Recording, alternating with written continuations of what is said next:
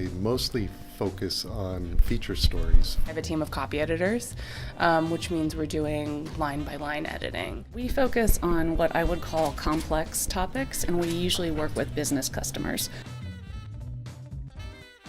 Hello, my name is Tommy Hilliard, and this is the official podcast for the Online News Association at the University of South Florida, St. Petersburg. We are here covering the ACES2018 National Conference in Chicago, Illinois. Anywhere the written word appears, editors have opportunities to spot mistakes and even spice things up a little. Every organization has its own approach to editing. David Brindley is the managing editor at National Geographic. He not only edits text, but also maps, charts, and other forms of visual storytelling. What makes National Geographic unique is our breadth of storytelling, and it's not just in text, but it's also visual storytelling, and we define that as both photography, but also cartography and information graphics, and we want to make sure that we're telling an entire story. So for example, our June cover story is on plastics and the use, and it's focusing on the use of single-use plastics that consumers use around the world and that are making their way into the oceans and causing terrible problems. So we have a text by one of a fantastic writer, staff writer, about that. But we also have photographs that really make it much more, just have more impact in terms of you see the effect on. So for example, we have a very hard picture to look at. It's a picture of a turtle that's wrapped up in plastic fishing line. And so we want to convey the gravity of that photography, of that photograph and photography in general, in captions that are usually less than 50 words. And so we want to tell a story in many different ways, and different ways for the readers to capture that information and to get the story. So that's, I think, the breadth of our storytelling in terms of the visual storytelling is unique. I would say my favorite thing is the breadth of subject matter that we cover. And we're expanding that more and more. We have been publishing for 130 years, and we were known for geography, obviously. We're National Geographic, culture, but we're expanding that in terms of culture. And so, for example, our April issue was on the current state of race in America. And there was some criticism for us taking on that, because some people felt, some of our older or longer term readers felt that was inflicting politics into the publication. And I don't think so either. But just one of it's just a wonderful way for us to be more relevant for people, is to look around us and to explore what our culture means today and how we can bring that to light to many readers. At BuzzFeed, it's more about speed. Megan Paolone is their copy chief. She sees editing as more than just a science.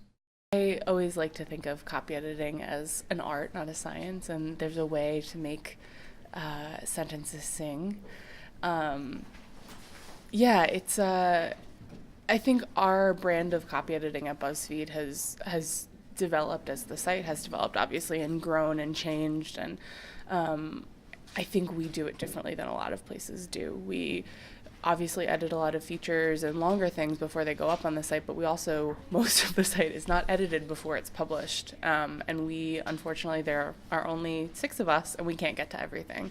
So we sort of prioritize by what's getting the most eyes on it, what's high traffic, what is a sensitive story that's been looked at by our legal department, and we sort of have to pick and choose what we edit on a day-to-day basis.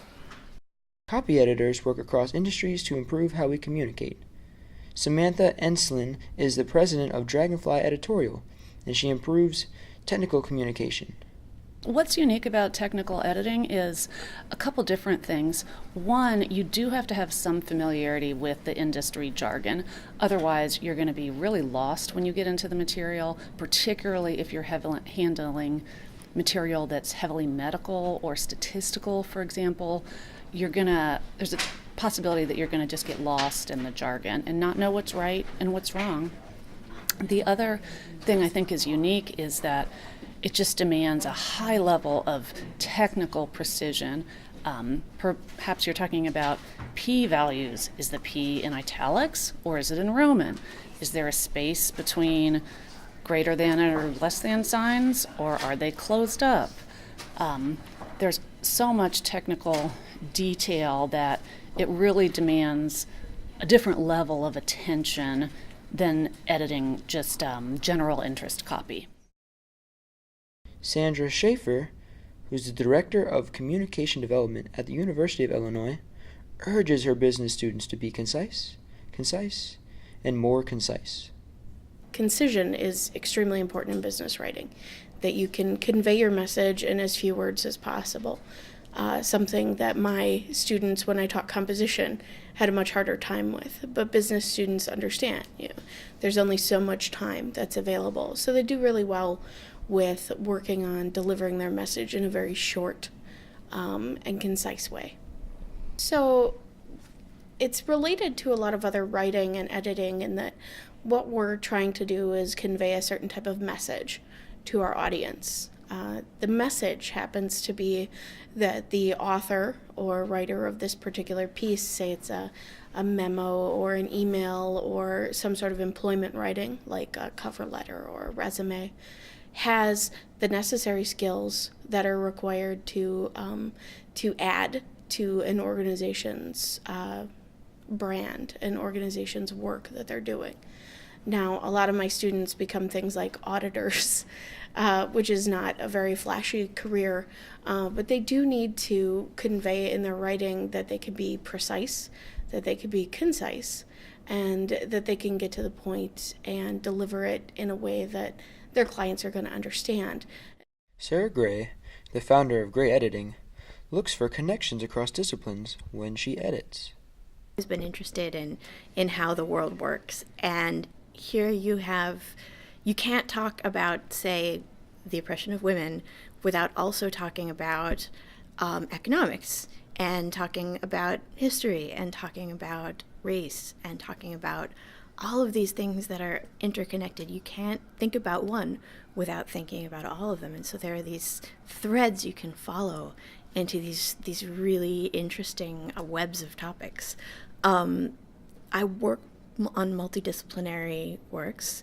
I hop disciplines, and I also work on a lot of things that straddle multiple disciplines. And so I find the common threads really fascinating. And for me, I've always just wanted to change the world for the better, and I think understanding it is a huge part of that. Some editing principles always apply. Henry Fuhrmann is the former assistant managing editor for copy desks at the Los Angeles Times. Fuhrmann says editing is all about words. Our job as editors is to help the writer, author, reporter, creator of the content put the right words in the right order. One of the best bits of editing advice I ever saw was in a footnote in a book. The United States editors talk about cutting the film. He prefers to say joining. You're putting the good stuff together, not cutting, which is like suggesting I'm taking all the bad stuff out. Taking the bad stuff out is part of editing inevitably, but if you think of editing as joining the good things and helping the author put the good stuff together as opposed to, oh my gosh, I'm going to take all the garbage out. That's the way I look at editing.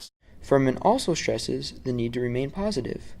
That would be my advice to anyone, is think of your job as editor as being a positive influence on the people you're working with and on the work you're doing together, and sort of put those negative comments aside, because you'll be happier, the people you're working with will be happier to work with you, and the content will be better.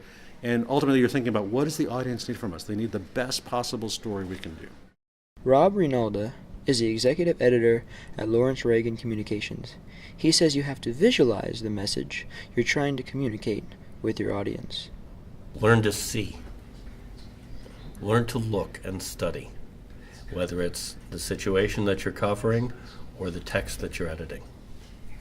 Really look and see how you can make it better, how you can make the message clearer, how you can serve the reader. But editing isn't just about words, it's also about people, Fuhrmann says. I learned pretty early on that it was a people business, and the fun part is the people. If you work in a large organization or a small one, or if you're a freelancer working with authors, remotely, you're still part of a team effort. It takes unless you're blogging, you're pretty much there's going to be at least 2 people involved, and maybe hundreds in the publication or the enterprise you're part of. It's people. And so I suggest to young people, if you don't like people, maybe you should find another line of work. You'll be happier, and so will the people around you. If you have to be a people person, doesn't mean you have to be a big personality. You can be a little shy, but you want to be able to interact with people and understand it's a people business, not just a story business. It's a people business. We happen to get together to make stories. That's our thing. We make stories together, but ultimately it's about the people. So if you like people, journalism, editing in general, they're good things to be part of. So enjoy the people part. And when I look back, when I meet old friends, I'm here at ACES, the ACES conference in Chicago here in 2018. I was able to see some my younger colleagues, some of whom I hired, who were here. And we didn't talk about stories. We talked about experiences we had together. It was just great seeing them as fellow editors, as people. And if you look back at the people you worked with, and you might remember some of the stories you were part of. But I worked on a couple of projects that made a difference briefly in the world. But those were years ago. But I worked with 1,000 people who made a difference every day in their business, and that's the thing to maybe, as you're coming up, young folks, remember it's a people business. And when you get to be my age in 30 or 40 years, you'll look back and go, oh yeah, it was really the people that made a difference, and why it was so much fun, and so it felt like it was worth doing. It's the people part. I would like to thank all the amazing speakers from the 2018 ACES conference who spoke with me. Tune in next episode, in which I will be discussing words, spelling. Oh, and did I mention words? Thank you all for listening.